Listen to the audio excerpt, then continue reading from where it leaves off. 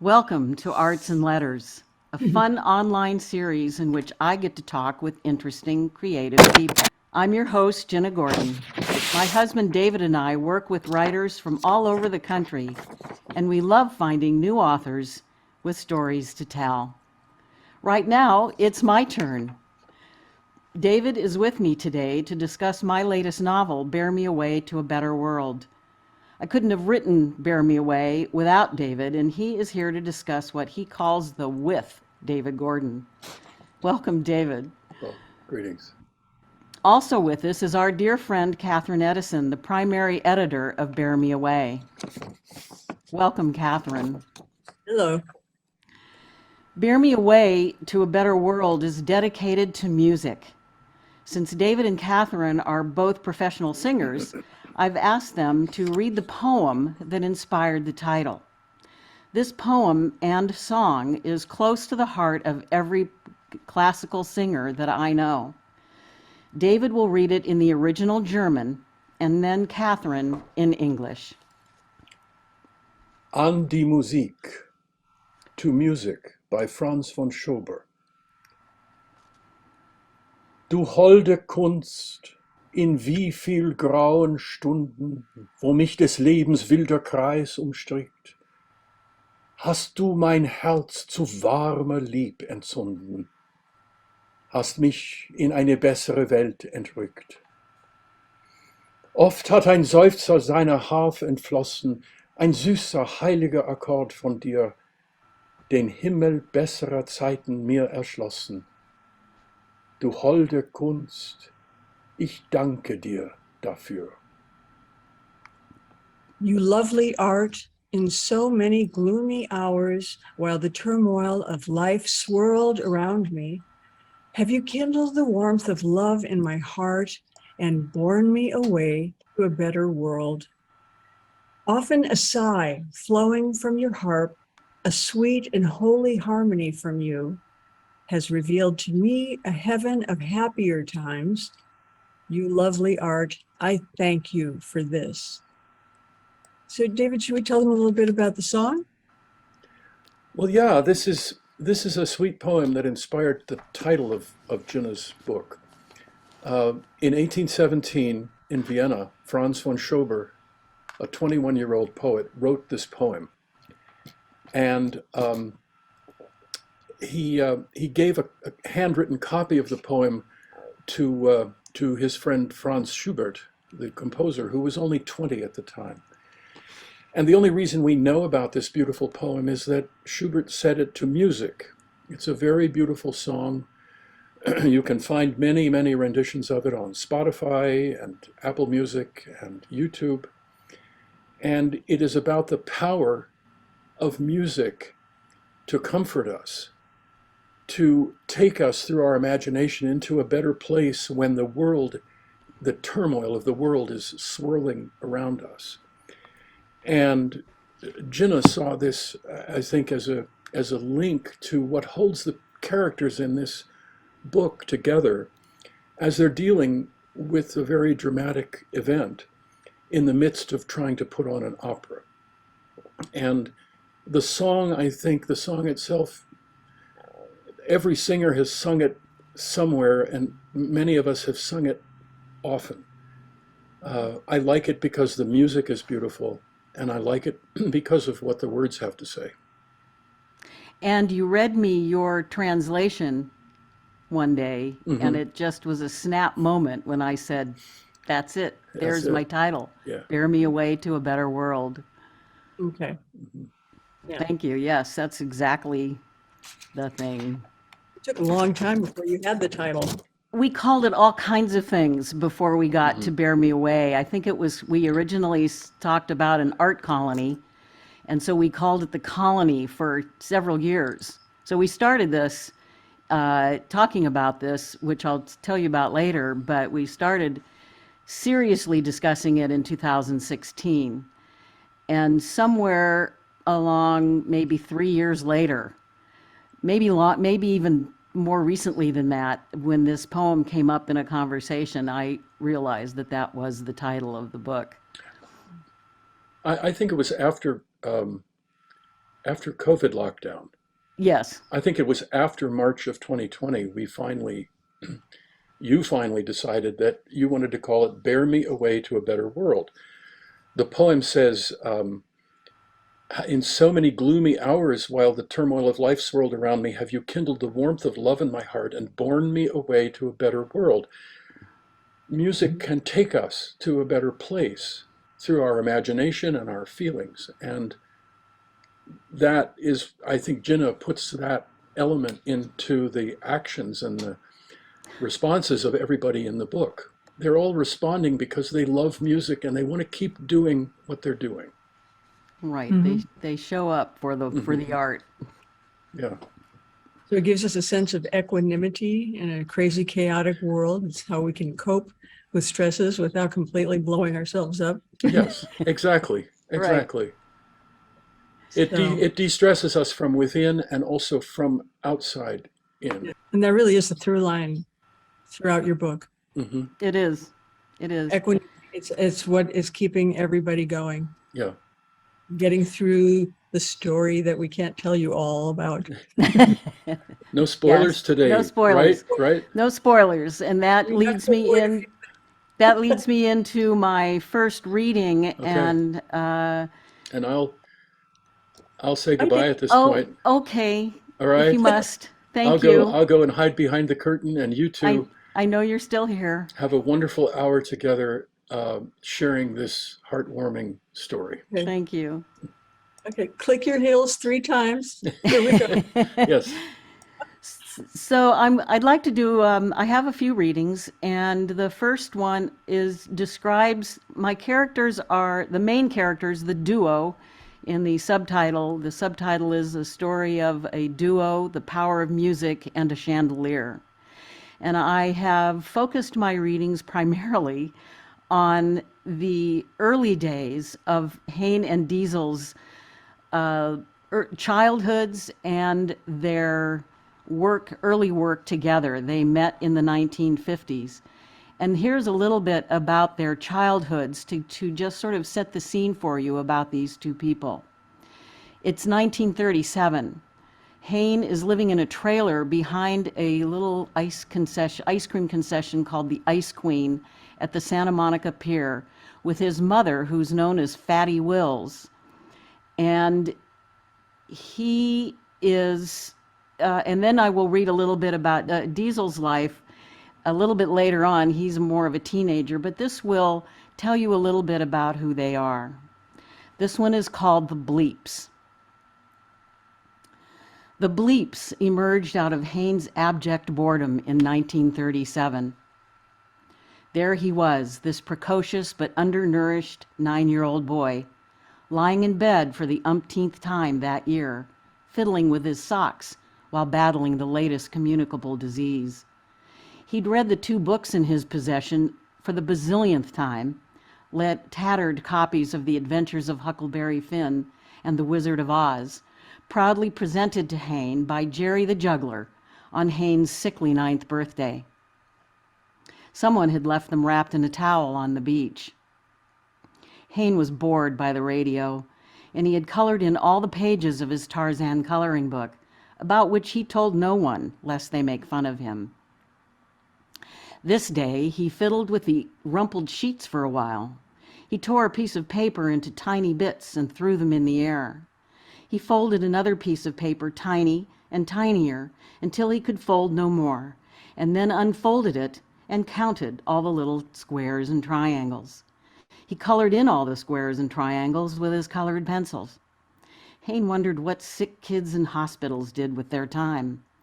Would he ever have any friends because he lived in a trailer with his fat mother and he was a sick, scrawny, stupid kid from the Santa Monica beach?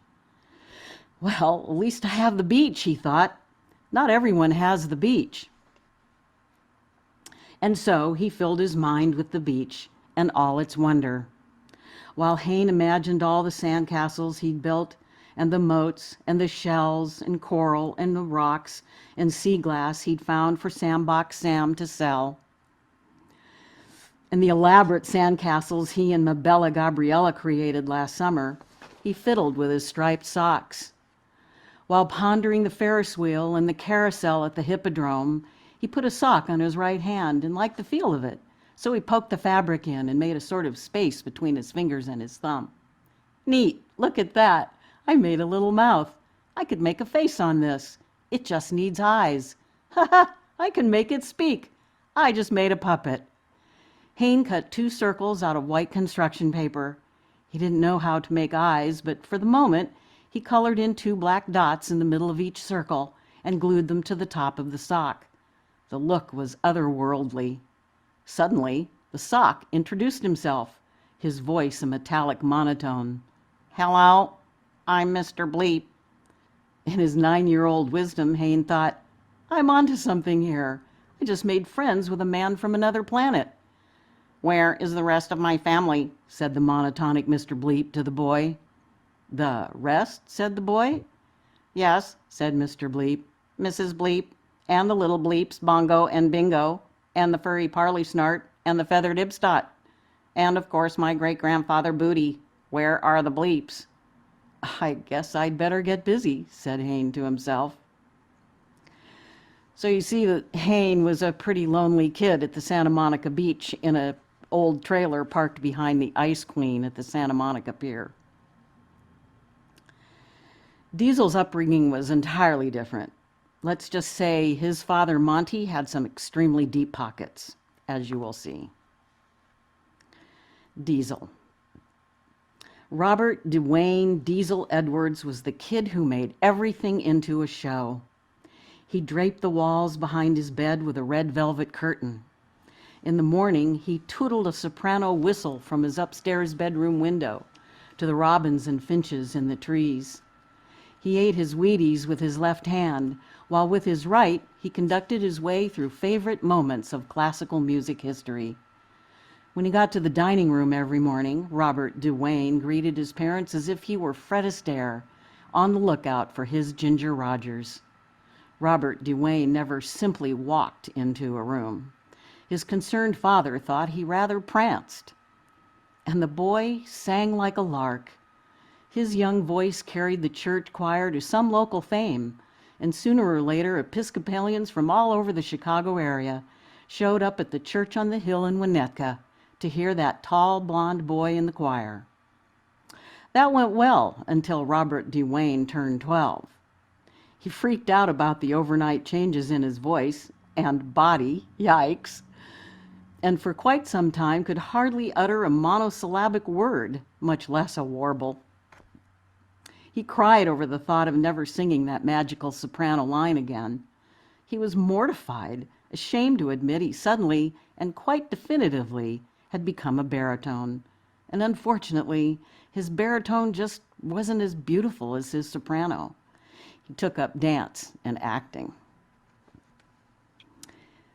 So I will say to you that Diesel, the nickname Diesel, comes from his father's Edwards Diesel Engine Company, and he invented something that made him very rich.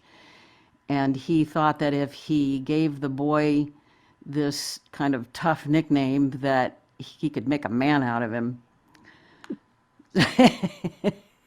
So we see the contrast here between these two young men who meet later, and one has a very, very withdrawn, isolated life, right? And Diesel in a way does, but he's in a very privileged family. He's very beautiful, godlike, right? Yes. So there's the contrast of the beautiful, with a beautiful voice too. Everything about Diesel is extraordinary, and Hayne doesn't even know that he's extraordinary for quite a while. Right. It takes him a long time, although developing the bleeps was a major turnaround for Hayne, because he basically, I think, saved himself from a life on the streets by dropping into his creativity and beginning to see what it was that he was all about. And he became a really good artist and a very dedicated puppeteer. He started giving shows and doing things on the beach. Drew attention. Passersby came to watch. I'm sorry? He drew attention with passersby who came to watch. Yes. His puppet. He was in the back room of the Ice Queen at the Dutch door, and he developed a little puppet stage with a golden proscenium and started entertaining kids as they were going by. So he developed that skill, and then, well, you'll have to read the story to find out what happens next there. So I would like to, this is almost 7 minutes, this reading. But it really speaks about a little bit more about their differences, but also about the ultimate joy in their knowing each other and being together and exploring their lives together. This is when, in 1958, Hayne goes back to Winnetka, Illinois, with Diesel to go to a wedding and to meet Diesel's mother, who by then is a widow. Hayne squirmed in the big canopy bed on the 3rd floor of the Edwards Mansion in Winnetka, Illinois. He ran his hands over the off-white silken sheets, got up and poured a glass of water out of an antique porcelain pitcher, slipped into the scuffed slippers left at the foot of his bed by the amazingly attentive maid, and went into the bathroom. He brushed his teeth with the fresh toothbrush placed for him on the counter and splashed his face with cold water from the brass tap. He looked at the white terry cloth bathrobe hanging on the back of the door. "For me too, I suppose," he marveled out loud, and put it on. Hayne missed his boon companion. He didn't dare try to find Diesel's bedroom in the dark. Lonely tears ran down his face all night. This wedding of, who is it? Diesel's 3rd cousin, once removed? I shouldn't have come, he thought. I still don't know which of the 4 forks to use at these elaborate formal occasions. And Queen Elizabeth Edwards gives me the heebies. She keeps looking at me. I bet she thinks I'm after Dean's money. Well, dear Queen, you are very wrong about that. Sometimes I wish the man was as poor as a church mouse. Tomorrow, Diesel will dance with all the well-dressed, haughty women, and I will get quietly schnockered at the bar. I wish he hadn't taught me how to foxtrot and waltz. If I didn't know, it might not bother me so much that we can't just dance our way through these affairs together. Dear Lord, said Hayne to his imagination, just get me through this wedding and back home, and I promise I won't whine for a week. The wedding turned out to be the least of Hayne's surprises. On the dark side, he felt so completely out of place. He wanted to hide behind the palms. All these rich, full-of-themselves people, their shiny wardrobes, their bouffant hair, and polished shoes, they made him as nervous as a whore in church, as Jerry the juggler might say. He kept looking down at his new tux and felt like a fraud. He knew nothing about dressing up like this, whereas Diesel, of course, took to it like a swan to a lake. The biggest surprise at the wedding turned out to be Queen Elizabeth herself. She and Aunt Hazel sat at a table for 4 with a bottle of champagne and 4 glasses. They each held a glass of bubbly.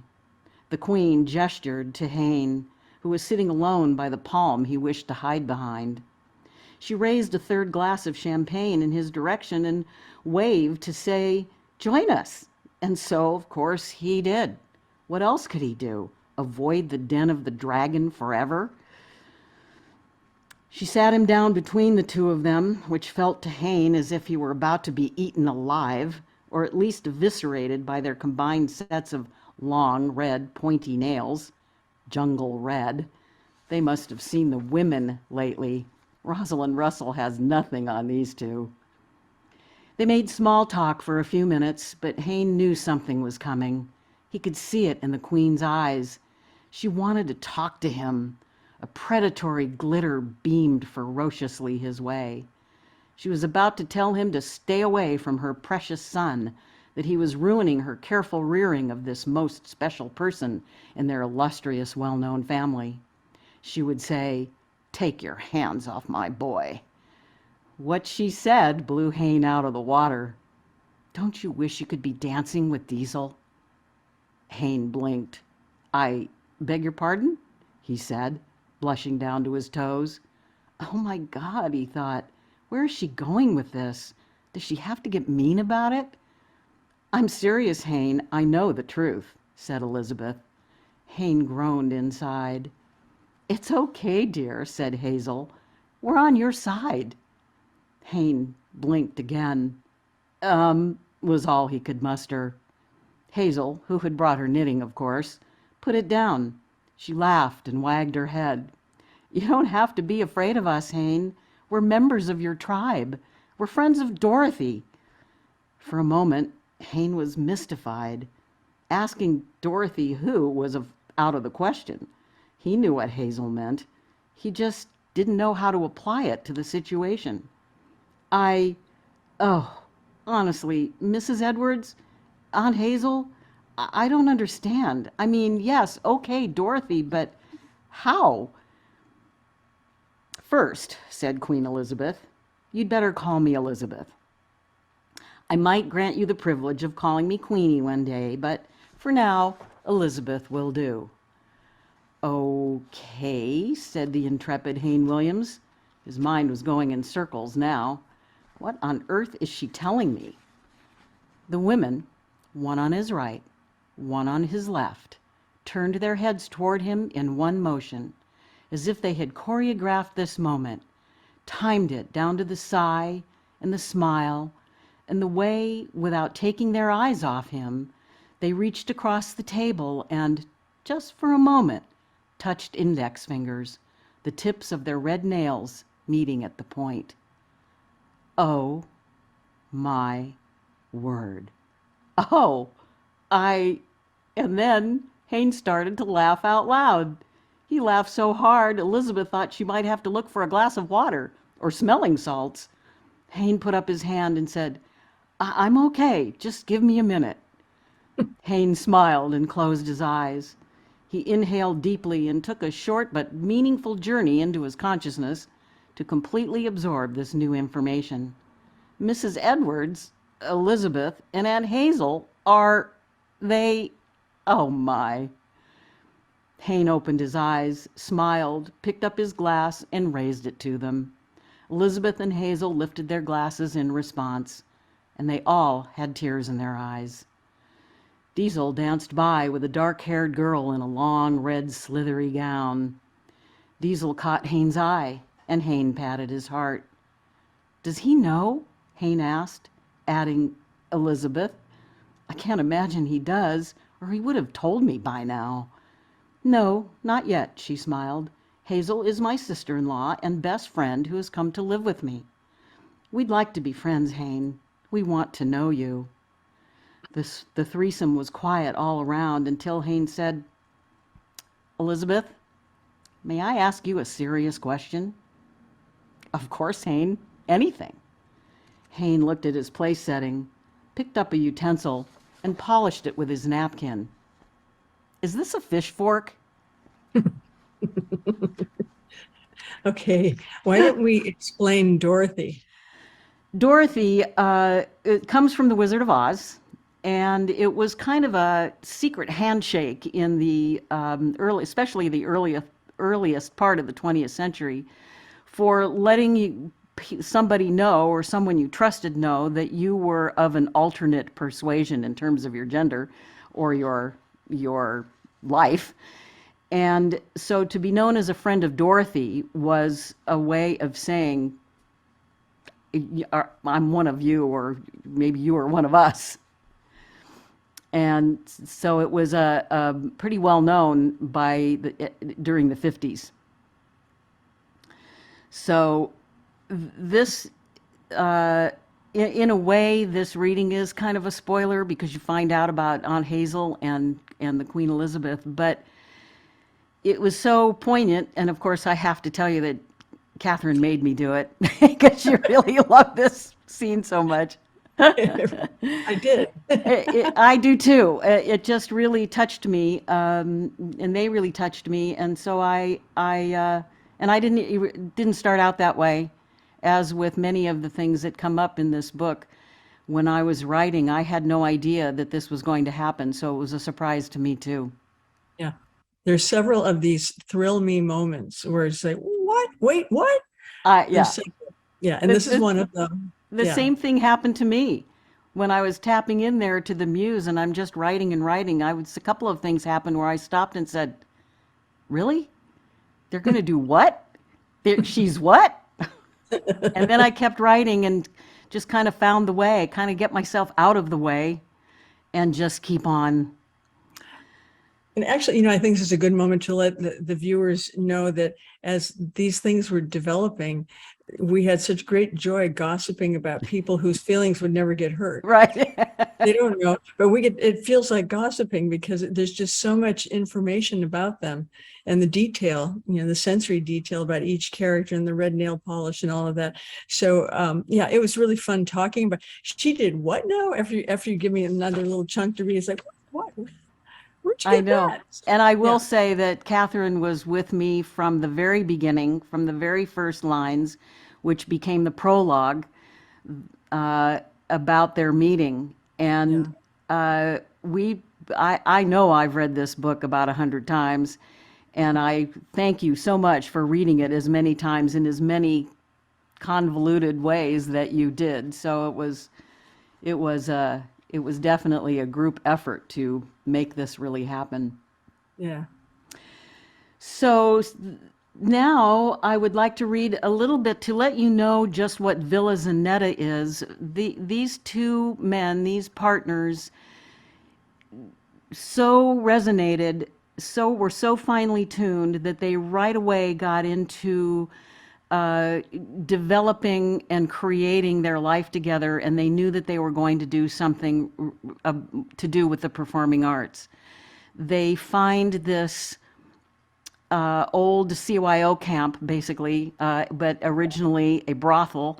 It must not really be a spoiler because you learn about that in the very first part of the book, but they wanted to develop a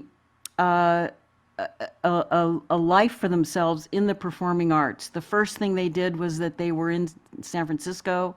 They started a little thing called the Little Gem, and they gave performances, puppet performances. They brought in mimes. They brought in musical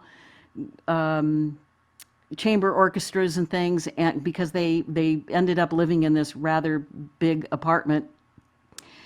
And so it these was were called kind of salon kind of evenings? salon events and dinner, including dinners. And Okay. they had a friend whose name was Gabriel Michaels, and he was a musical person, and he was not really involved in the Gem, but he was there all the time and was really a buddy. And this scene is called A Sunday Morning at the Brisk Mansion, which is where they were living, after one of the performances. And but they had already found this property in Sonoma, and they were already working on it, but Gabriel hadn't seen it. And it's called A Sunday Morning at the Brisk Mansion. Gabriel could tell that Diesel and Hayne were both preoccupied. He babbled on for a few minutes and then abruptly stopped. Okay, what gives, you two? There's something up, but I don't know what. You've been quiet since I got here this morning. Diesel looked over at Hayne, who nodded and meant, let's get to it. Diesel said, we want you to join us. I have joined you. I'm sitting here dunking my donut into this fantastic coffee. He means he wants you to join us at the theaters at Villa Zanetta, said Hayne. Oh, I'd love to come see it. Thanks for inviting me. I thought you'd never ask. Is it ready to be seen? No, Gabe.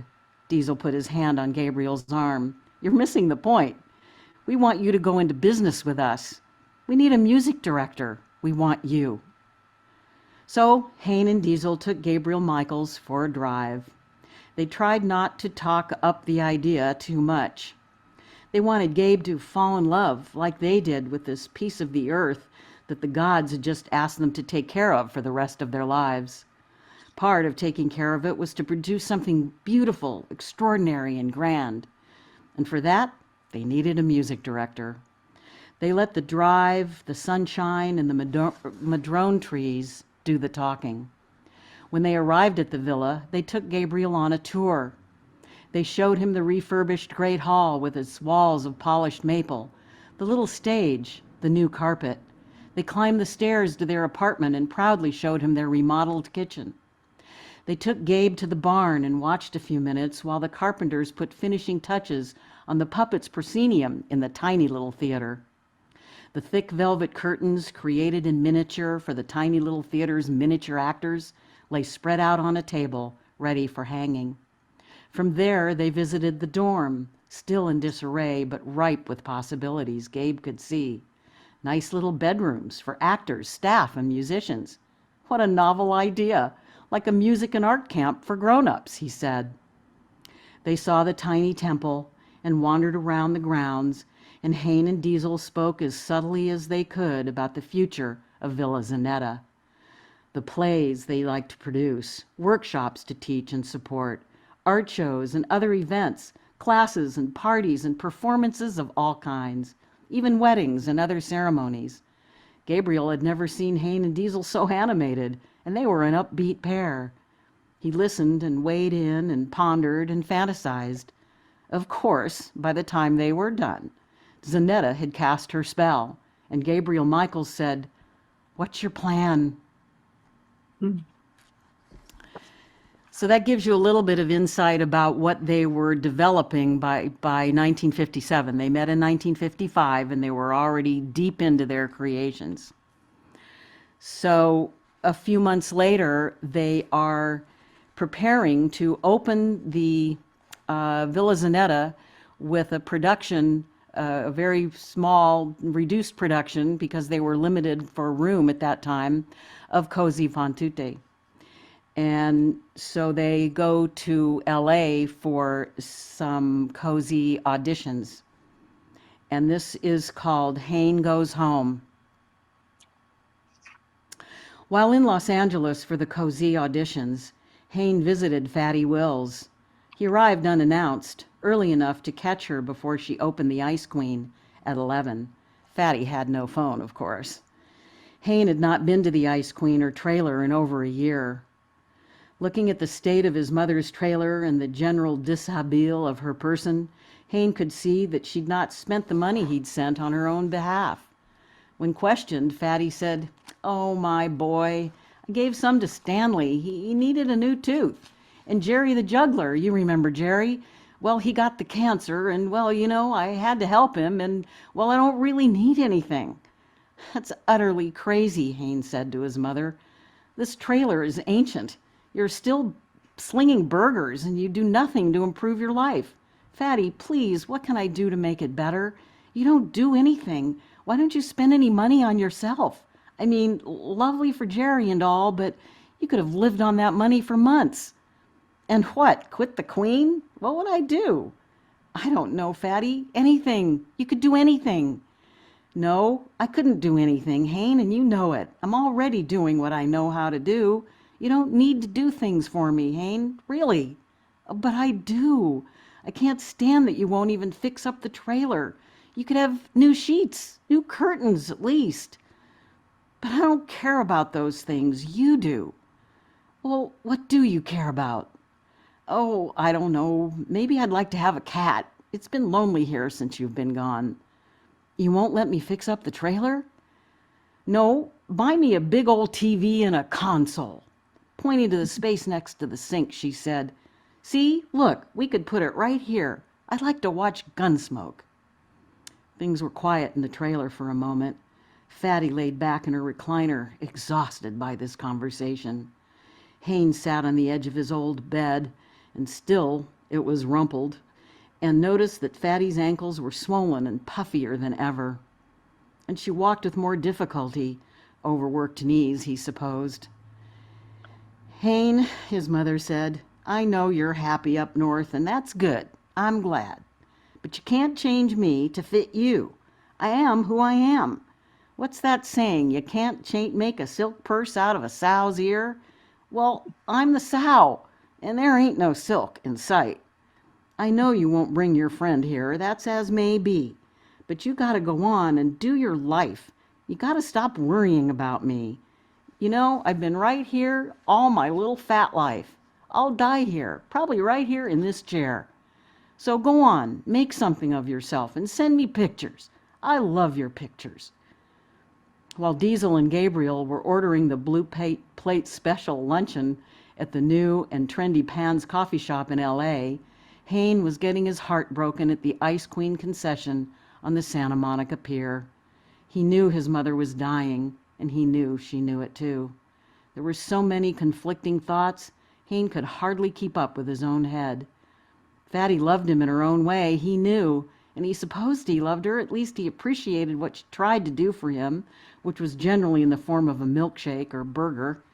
But he had no idea where she came from, how old she was, who her people were, if she had any siblings, and if she even knew who had fathered him, a long-time frustration for Hayne, who asked repeatedly about that. He thought it might be Jerry, but Fatty never, ever changed her position. That's not for you to worry about, she'd say. It don't make no never mind. So Hayne is trying to find out about his mother while they're in LA, and he has this thought. The next morning, Hayne went to the school, wondering why he'd never thought to ask the nuns a few questions. They seemed to have known his mother for years. Maybe she went to St. Michael's too. Maybe they could help her. When Sister Agnes emerged, he thought she was an ancient elf hiding out in nun's garb. She was tiny, very wrinkled, and hunched over. When she walked, her head bounced a little, like a goat leading a herd behind her. Her small face and body were draped in the full habit of the Dominicans: long white tunic, black leather belt, black stockings and brogans, voluminous black veil flowing behind her little bobbing head. Her shiny black rosary clacked at her waist. The silver cross dangled and bounced against her knee as she moved. Although Hayne was not tall, when she looked up at him, she had to lean back and hold on to a chair. She asked him to sit back down on the bench in the hall. When they were at more or less eye level, she said to Hayne, "How can I help you, young man?" He said, "I'd like to know about my mother, Charlotte Williams, otherwise known as Fatty Wills." Sister Agnes looked at him eye to eye. "So, you've finally come." "Pardon?" said Hayne. "You're Hayne Williams. I've been waiting for you." So that is, it's just a great amazing. moment. I love Sister Agnes. So There's a lot of his mother's backstory that he didn't know. he learns a bit from Sister Agnes. Mm-hmm.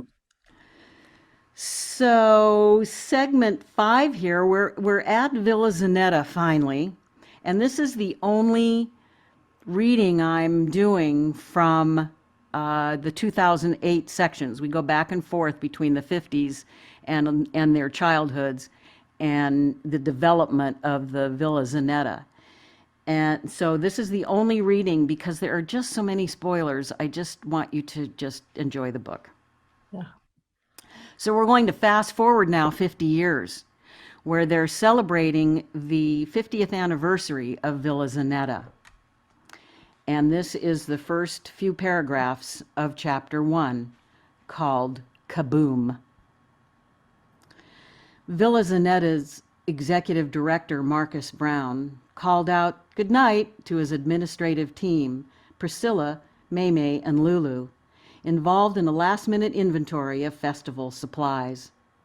He wasn't sure they heard him back there in the storage room, but they knew his general plan, to zip out of the villa on the dot of 5.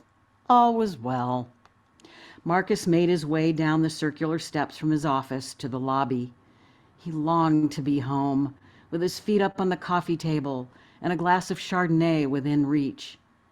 However, just as he stepped down to the lobby floor, a thunderous crash stopped him dead. Shockwaves riddled through his body right down to his socks. He sucked in his breath. Marcus's natty tan jacket, suddenly coated with dust and bits of glass, also twinkled with several crystal prisms. Just like that. Wait, I'm not dead. Marcus exhaled. Amazed he was still upright, because the theater's stage director, Falcon Jennings, who moments before had been walking across the lobby toward Marcus, lay at his feet. Falcon? Falcon's long brown hair spread out like a fan. Thin glass shards littered the floor. The 5-foot wide, 400-pound chandelier had missed Marcus's head by inches, and one of its gilded leaves grazed through his right jacket sleeve on the way down.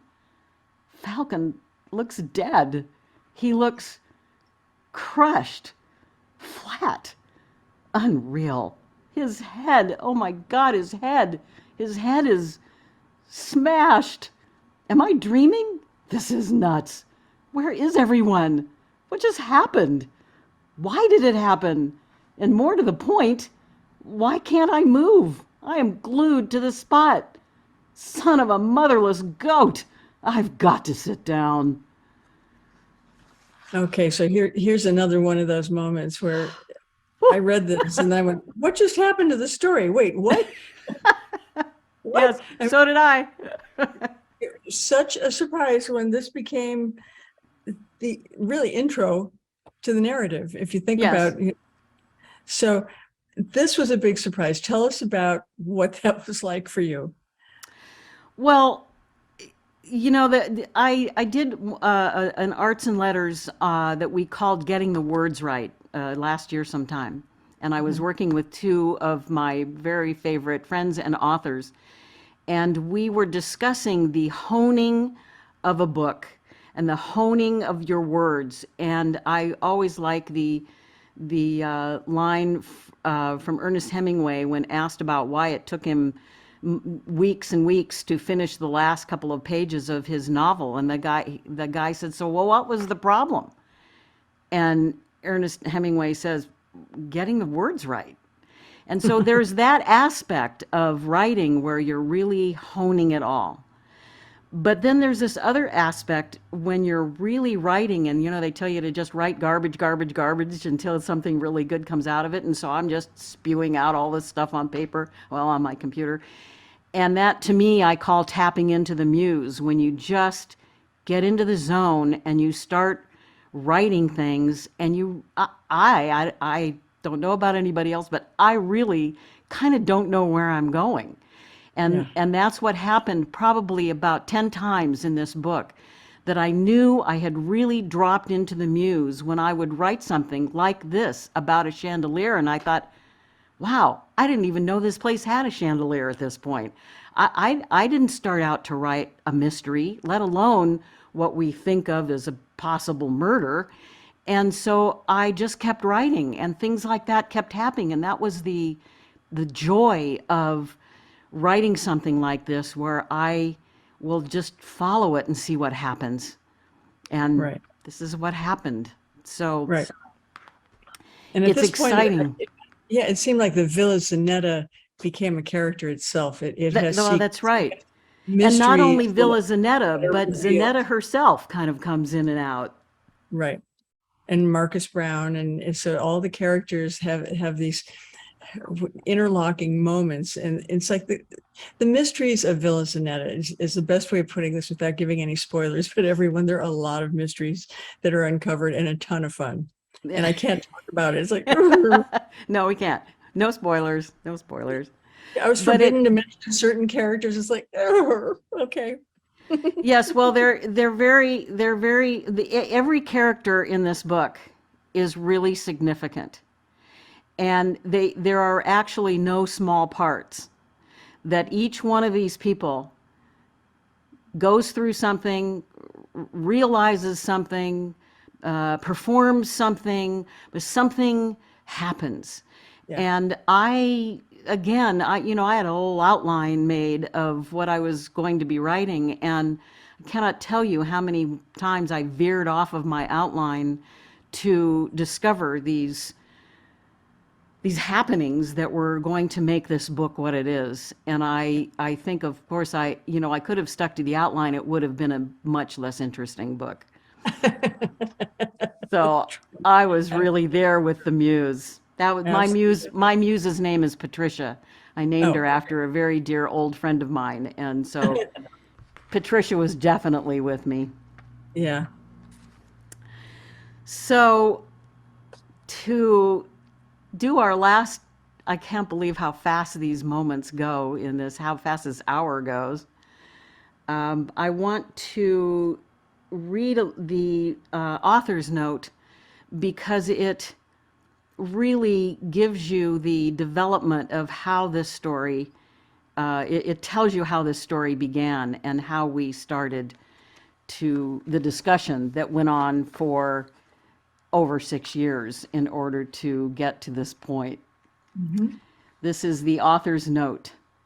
And as I said, everything has been cut down a little bit so that I could fit it into this hour, but this will give you the story.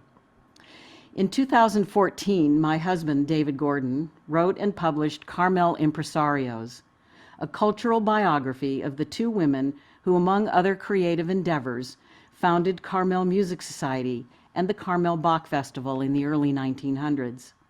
For 2 years, while David researched and wrote about Dean Denny and Hazel Watrous, we joked that these two marvelous beings were always with us, at breakfast, at dinner, all day, and long into the night. Fascinated by their ultra-productive and creative lives, we discussed them thoroughly and regularly. Dean and Hazel met in the 1920s and were together until Hazel's death in 1956.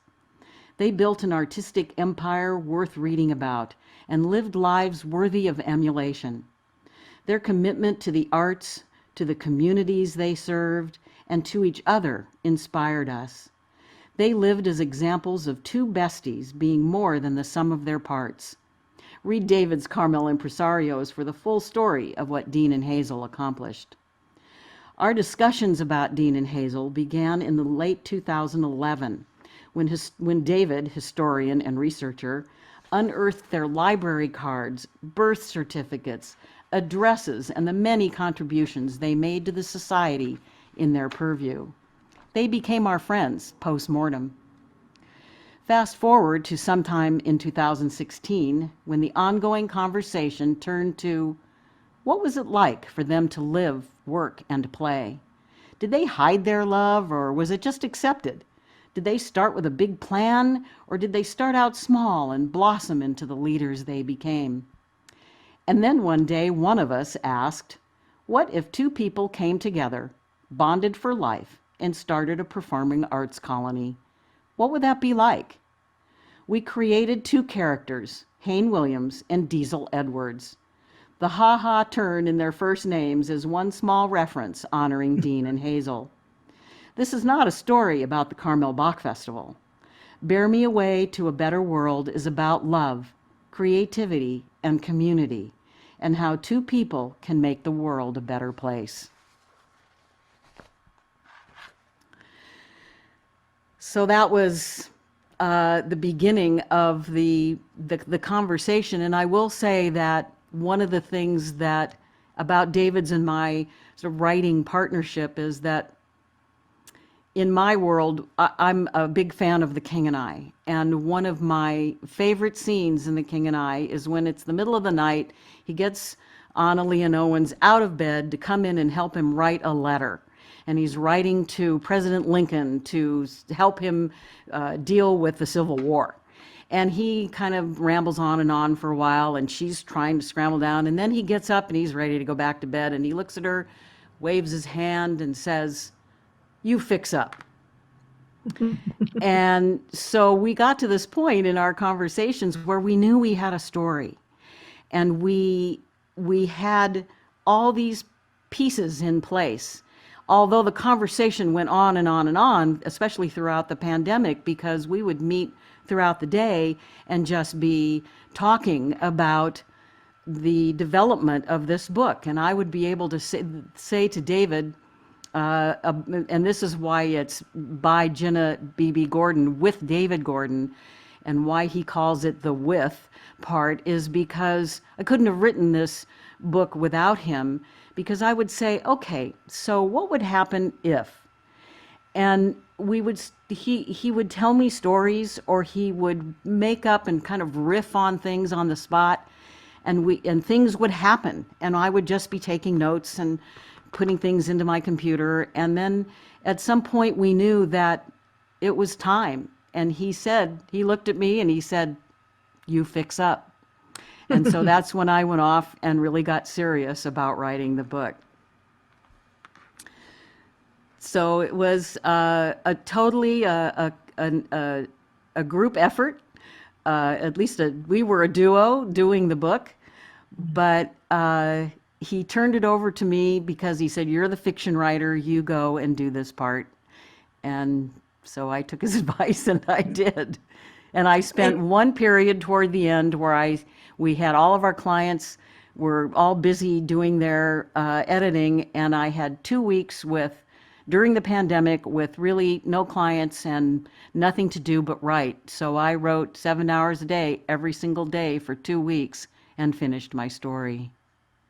And sometimes it was as simple as moving things around and it would change. Yes. Yes, I did. It was amazing to watch that process, but really for me, the biggest and the title of the chapter, kaboom. So wait, what'd you say? What? I know. I didn't Surprise, think it was gonna be surprise. There are surprises. Yes, now we there have a are. thriller. Okay. Yes. Yeah. So to close, I would like to read 2 really lovely pieces of advance praise that are some of the finest paragraphs I've ever seen written about myself. This is from Barbara Rose Schuler, who is an arts writer on the Monterey Peninsula in California. Ginna BB Gordon's 11th book, Bear Me Away to a Better World, is her first murder mystery, a scintillating tale that takes place in a professional theater setting in California's wine country. Her characters are delightful, colorful, and full of surprises, drawn from her lifetime surrounded by visual and performing artists. Readers of Bear Me Away to a Better World will want a sequel. I gotta get busy.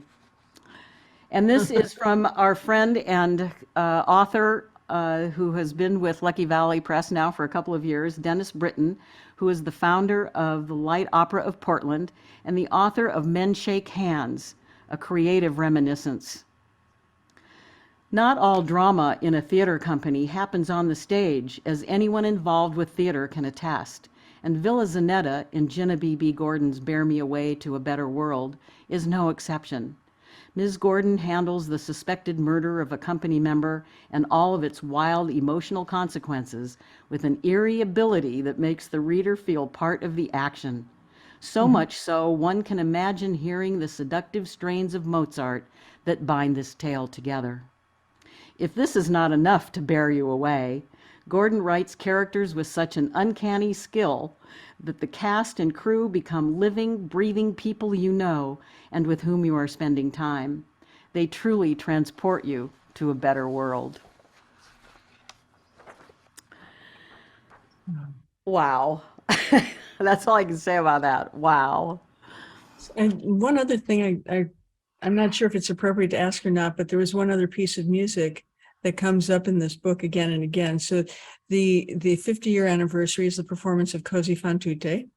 So they reprised that from many years ago. But also there is a piece of music by Mozart, the Ave Verum, that becomes like another character that is another important piece of music. And we have like a minute. Do you feel like sharing where that came from?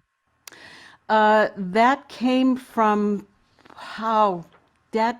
from a moment when we were having coffee, I think, at the kitchen counter and discussing the whole story. And I can't remember now if David read.